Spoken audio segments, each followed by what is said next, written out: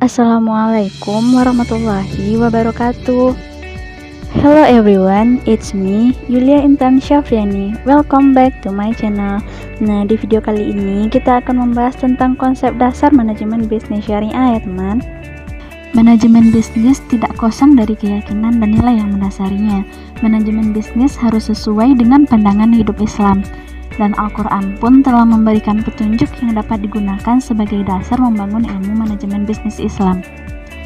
Karena begitu pentingnya manajemen bisnis Islam ataupun manajemen bisnis syariah di dalam ilmu manajemen bisnis, maka di video kali ini kita akan membahas tentang apa itu manajemen bisnis syariah. Oke teman, langsung saja ya. Yang pertama kita akan membahas tentang apa itu manajemen. Kata manajemen berasal dari bahasa Prancis kuno, artinya manajemen, yang memiliki arti seni melaksanakan dan mengatur. Kata manajemen mungkin berasal dari bahasa Italia, yaitunya manager, yang berarti mengendalikan, terutama dalam konteks mengendalikan kuda, yang berasal dari bahasa Latin manus, yang berarti tangan. Nah, bahasa Prancis lalu mengadopsi kata ini dari bahasa Inggris menjadi manajemen, yang memiliki arti seni melaksanakan dan mengatur. Sementara pengertian manajemen sangat banyak dikemukakan oleh para ahli. Salah satunya kita ambil saja James A. F. Stoner. Menurut James A. F. Stoner, manajemen adalah proses perencanaan, pengorganisasian, pengarahan, pengkoordinasian, dan pengawasan anggota organisasi dan proses penggunaan sumber daya yang ada untuk mencapai tujuan organisasi yang telah ditetapkan. Sementara manajemen syariah adalah suatu pengelolaan untuk memperoleh hasil optimal yang bermuara pada pencarian keridhaan Allah. Oleh sebab itu, maka segala sesuatu langkah yang diambil dalam menjalankan manajemen tersebut harus berdasarkan aturan-aturan Allah. Aturan-aturan itu tertuang dalam Al-Quran, Al-Hadis, dan beberapa contoh yang dilakukan oleh para sahabat Nabi. Nah, itulah pengertian manajemen teman. Sebelum masuk ke pembahasan selanjutnya, sebagai seorang manajer, tentunya kita harus mengetahui apa itu sumber daya.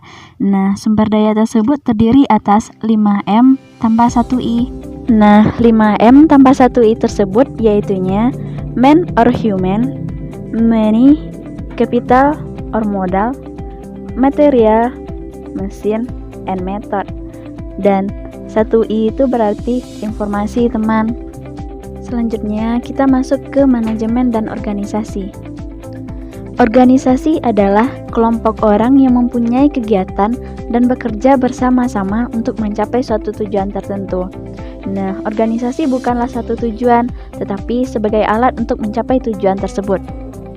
Nah, tentunya apa hubungan manajemen dan organisasi? Nah, manajemen sangat berhubungan erat dengan organisasi.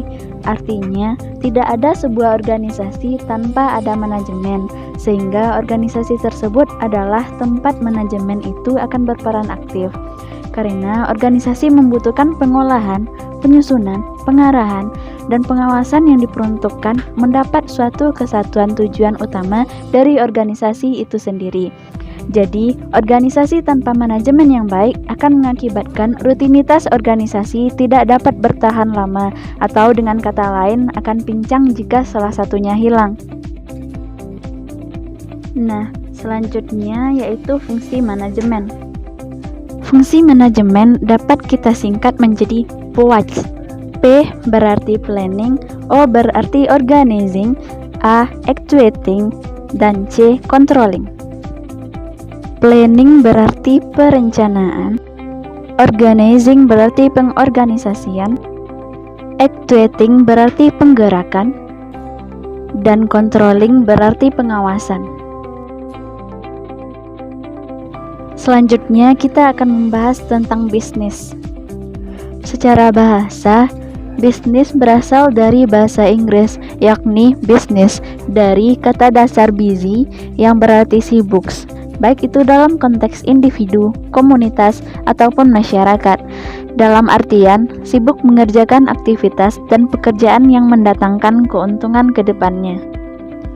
Bisnis dalam arti luas adalah suatu istilah umum yang menggambarkan semua aktivitas dari institusi yang memproduksi barang dan jasa dalam kehidupan sehari-hari. Sementara bisnis dalam arti sempit adalah suatu sistem menyeluruh yang menggabungkan subsistem yang lebih kecil yang disebut industri. Artinya, setiap industri dibentuk dari banyak perusahaan yang terdiri dari berbagai ukuran perusahaan dengan berbagai produk yang dihasilkan, termasuk kegiatan pemasaran, pengembangan SDM, pengaturan keuangan, dan sistem manajemennya. Sementara definisi bisnis menurut para ahli kita ambil satu saja, yaitu menurut Amirullah dan Imam Hardianto. Menurut mereka, bisnis adalah kegiatan yang dilakukan oleh individu atau sekelompok orang di dalam organisasi yang menciptakan nilai, create of value, melalui penciptaan barang dan jasa, create of goods and service, untuk memenuhi kebutuhan masyarakat dan memperoleh keuntungan melalui sebuah transaksi. Selanjutnya yaitunya aspek-aspek bisnis. Aspek-aspek bisnis yang pertama yaitunya kegiatan individu dan kelompok, yang kedua penciptaan nilai, yang ketiga penciptaan barang dan jasa, dan yang keempat keuntungan melalui transaksi. Selanjutnya yaitu fungsi bisnis. Fungsi bisnis ditinjau dari kepentingan mikroekonomi dan makroekonomi. Secara mikro, bisnis sebagai kemampuan aktivitas bisnis yang memberikan kontribusinya pada pihak yang berperan secara langsung terhadap proses penciptaan nilai, yaitunya pekerja atau karyawan, dewan komisaris, pemegang saham. Sementara fungsi bisnis secara makro yaitu bisnis sebagai kemampuan aktivitas bisnis dalam memberikan kontribusinya pada pihak-pihak yang terlibat secara tidak langsung dalam pembentukan dan pengendalian bisnis, yaitunya masyarakat sekitar perusahaan atau masyarakat global, dan bangsa ataupun negara. Selanjutnya yaitu elemen dan sistem bisnis. Elemen yang terdapat di dalam bisnis yaitunya yang pertama modal, yang kedua bahan baku, yang ketiga sumber daya manusia, yang keempat keterampilan manajemen. Sementara sistem bisnis dapat dilihat sebagai keseluruhan sistem yang terdiri dari subsistem yang lebih kecil seperti produksi, pemasaran, SDM atau sumber daya manusia, keuangan, dan sebagainya. Selanjutnya yaitu jenis-jenis kegiatan bisnis. Pada dasarnya, aktivitas bisnis dapat dikelompokkan dalam 3 aktivitas utama, yaitu yang pertama aktivitas produksi or production activity, yang kedua aktivitas distribusi or distribution activity, dan yang ketiga aktivitas konsumsi or consumption activity. Dan ketiga hal tersebut tentunya sangat akrab dari kita, bahkan dari kita SD sudah belajar mengenai ketiga hal tersebut. Selanjutnya karakteristik sistem bisnis. Nah, karakteristik sistem bisnis ini pada umumnya ada 3, yaitu yang pertama kompleksitas dan keanekaragaman, misalnya berupa kelompok industri dari berbagai macam sektor. Yang kedua saling ketergantungan, yang berarti saling membutuhkan di antara perusahaan. Output yang dihasilkan oleh sebuah perusahaan akan menjadi input bagi perusahaan lain. Nah, hubungan ketergantungan dalam istilah ekonomi disebut sebagai industri hilir dan industri hulu. Yang ketiga yaitunya perubahan dan inovasi. Diperlukan oleh bisnis karena menghadapi perubahan lingkungan bisnis yang cepat. Perubahan ini demi memenuhi kebutuhan dan memberikan kepuasan kepada konsumen. Alternatifnya adalah mengembangkan produk yang sudah ada, yang kedua menciptakan produk yang betul-betul baru. Nah, itulah beberapa pembahasan tentang bisnis ya teman. Selanjutnya kita akan membahas tentang landasan pokok manajemen bisnis syariah ya teman. Suatu manajemen bisnis akan berjalan baik dan sesuai dengan rencana apabila orang di dalam manajemen itu berlaku dan menjalankan tugasnya sesuai dengan peraturan dan masing-masing tugasnya. Dan di dalamnya juga harus memiliki akhlak yang baik, karena akhlak yang baik berdampak pada pekerjaan bisnis yang dijalankan. Seperti itulah hal yang harus ada pada manajemen bisnis syariah, yaitunya akhlak dan ekonomi harus memiliki keterkaitan.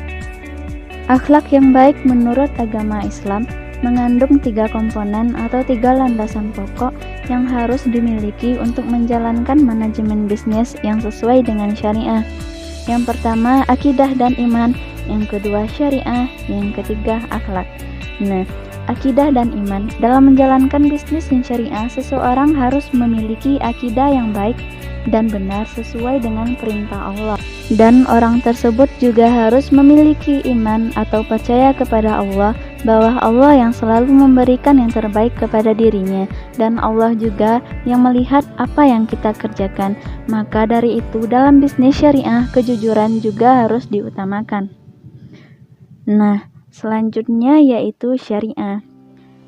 Syariah dibutuhkan juga sebagai landasan pokok, karena seorang pebisnis yang sukses juga harus memiliki syariah atau tahu mengenai syariah Islam yang baik dan yang benar.